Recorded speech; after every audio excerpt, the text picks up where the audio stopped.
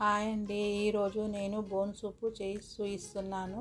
దానికి కావాల్సినవి ఒక స్పూను ధనియాలు, జీలకర్ర, మిరియాలు, లవంగాలు, చెక్క, కొంచెం సాజీరా, ఇవన్నీ కొంచెం ఫ్రై చేసుకోవాలి,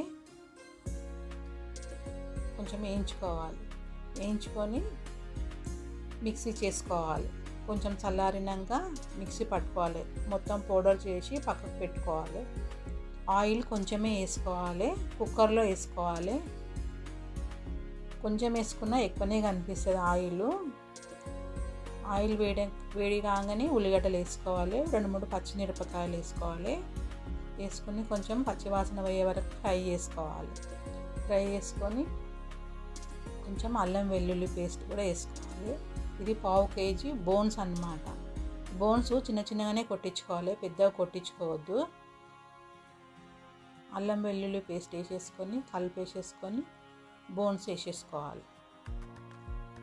ఇది మటన్ది. మొత్తము అంతా వేసేసుకొని కలుపుకోవాలి. కొంచెం పసుపు, కొంచెం కారం పౌడర్ కొంచెం వేసుకోవాలి, ఎందుకంటే మనం మిరియాలు వేసుకున్నాం కదా పౌడరు. తగినంత సాల్ట్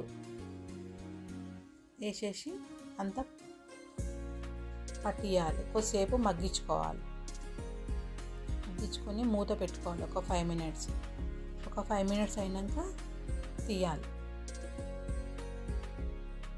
మగ్గిన తర్వాత మళ్ళీ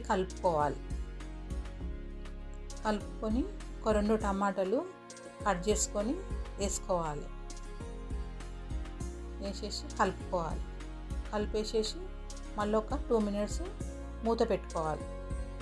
విజిల్ పెట్టద్దు, ఉట్టిగానే ఇట్లా మామూలుగా పెట్టేసుకోవాలన్నమాట. పెట్టుకొని మళ్ళీ తీసి 1 లీటర్ నీళ్లు పోయాలి, ఎందుకంటే మనకు సూప్ కావాలి కదా, అందు గురించి. మనం వీక్గా ఉంటే ఏమంటారు, అందరూ బోన్ సూప్ తినండి, బోన్ సూప్ మటన్ది అని చెప్తారు. బొక్కలు బలంగా ఉంటాయి అన్నమాట.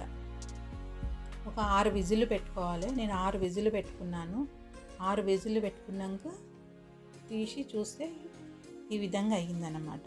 ఇప్పుడు మనం పౌడర్ చేసుకున్నాం కదా, అన్నీ ధనియాలు, మిరియాలు, జీలకర్ర, సాజీరా అవన్నీ అంతా ఇందులో వేసేసుకోవాలి. ఈ సూప్లో వేసేసుకొని కొంచెం కొత్తిమీర వేసుకోవాలి. లాస్ట్లో వేసేసుకొని మళ్ళీ కలుపుకొని మళ్ళీ ఒక 2 మినిట్స్ పెట్టుకోవాలి. పౌడర్ వేసినాం కదా, వేసుకున్నాక పెట్టేసేసుకొని దించేసుకోవాలి. స్టవ్ బంద్ చేసుకొని చూడండి, అంతా ఈ విధంగా రెడీ అవుతుంది. ఆ బోన్కున్న మటన్ కూడా అంతా ఊడిపోయింది చూడండి, అంత బాగా ఉడికిందన్నమాట బోన్ సూపు.